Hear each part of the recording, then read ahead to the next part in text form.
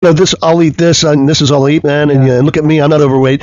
Yeah, I do that, and then I do 8 hours of yoga a day. With a day job, try doing that with a day job. I do 8 hours of yoga, and then I do 3 hours of running. Right. Then I do some immersion, and then we work for a living, Joe. So if you do an amazing amount of exercise every day, you could probably eat anything you wanted, and you're burning it off. But I do subscribe to the recent theory now that sitting is horrible for you. I do try to, like when I'm at my house and I'm working on things, I do have a standing desk now.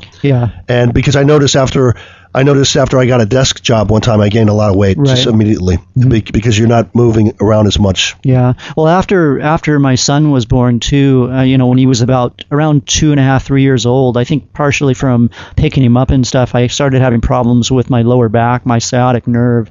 And I went to a doctor, and he was like, "Oh yeah, you have to go and have surgery. You got to do edibles, man." Yeah, you got to do edibles. Well, actually, what I did, I did a little bit of research, and I have a routine that I generally do every day. It's just like a 5-minute combination of yoga and stretching routine, and since I've been doing it, I haven't really had any serious problems with my lower back in the last 5 years, 4 years. So I'm kind of sold on that too. It's nothing extreme. Like I said, it's only about 5 minutes. I do it in the morning and maybe do it once again in the evening. But it's prevented me from having severe lower back pain. Why is it, do you think, that the Japanese eat so much of the white gluten-high rice, which is not good for you, and they're thin? Is it just protein deficit? I don't know. Maybe just lower calorie intake. I mean, that's one of the studies I read that was saying that one of the problems with America is, our brains are hardwired to eat as much food as possible, especially food with lots of sugar and lots of salt and a lot of fat, because when we were hunter-gatherers, there was times when we would go maybe 2 or 3 weeks with no food. So our brains are somewhat hardwired to, when there's food available, especially food that's high in calories and high in sugar, high in salt, high in fat, to eat all of it right now. And so, the United States, there's almost never a situation where there's no food available. So I think it's our genetics has kind of worked against us in that sense. I guess so. In the old days, you'd have like a chance, you'd have seal blubber or something, you'd eat that, and you wouldn't have a meal for a couple of weeks. And well, here's one thing that I do that does, I think it works, and you probably heard this. I drink a couple of glasses of water before I eat every meal, and it's really helped my appetite. I just don't eat. I'm just not that hungry much at all. But you can't tell by looking at me that I actually don't eat much at all. But also that can also be bad, because if you don't eat much, your body goes into panic mode and starts over metabolizing. I don't know exactly too much about it. The only diet that worked for me, and I would not recommend this, is when I got sick and I lost a third of my blood from an ulcer and I was hospitalized. And being in hospital in Japan is like being in prison. And the diet they gave me there, I think it was something like 800 calories a day or something. And it was gruel, rice gruel, and some tea, and maybe half a boiled egg. That was it. And I was starving for a week. And I was starved for sleep as well, because I was in a room with 2 other people and I couldn't sleep at night. The nurses just walk in, turn the lights on whenever somebody has a problem. So you can't sleep at night. So after about a week, I was just right down the hall from the mental ward.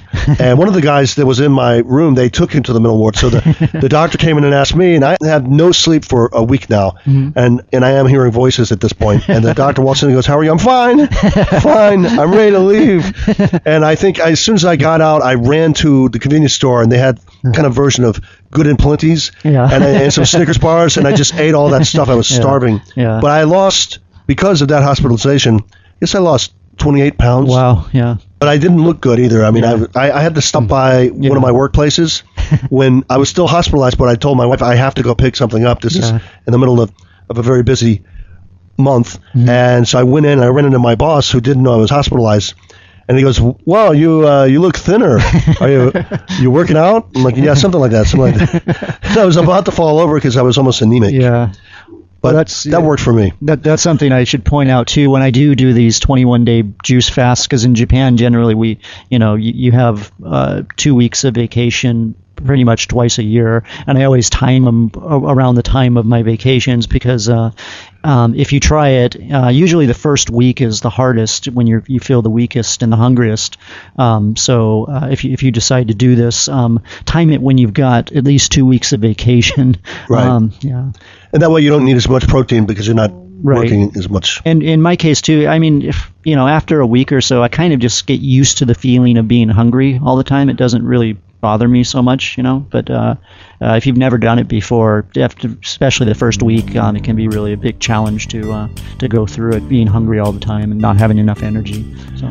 Okay, we've been talking to Steve B. Howard. Once again, name of your book, and where can people find it? It's The Adamantine River Passage, and you can get it on Amazon.com or Amazon in Japan, and also Barnes & Nobles, and the publisher is Urban Farmhouse Press. They have copies as well.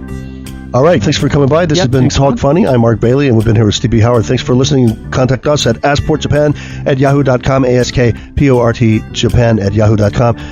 Also, Nagoyacomedy.com and Facebook page Nagoya Comedy. This has been Talk Funny, and thanks for listening.